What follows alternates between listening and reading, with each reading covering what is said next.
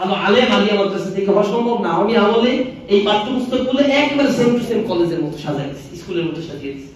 ওইখানে পড়লে একদিকে পড়াই হচ্ছে সুদ হারাম, আবার অর্থনীতির ক্লাসে গিয়ে আমার পড়তে হয় সুদের পক্ষে, ফ্রডবাজি, ডাম্পিং সিস্টেম, মানে যে কোনো ভাবেই হচ্ছে যে সম্পদ জেনারেট করতে হয়।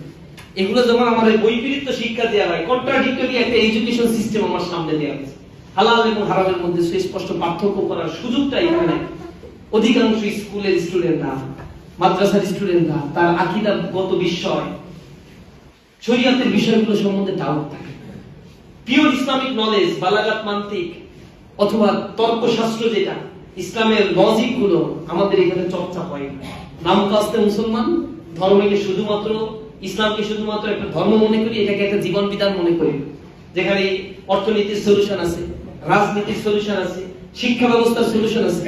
সব সলিউশন গুলো ইসলামের মধ্যে আছে এবং এটাকে আল্লাহ রাব্বুল আলামিন বলেছেন আল-ইয়াউমা আকমালতু লাকুম দীনাকুম ওয়া আতমামতু আলাইকুম নি'মাতি ওয়া রাদিতু লাকুমুল ইসলাম দীনা।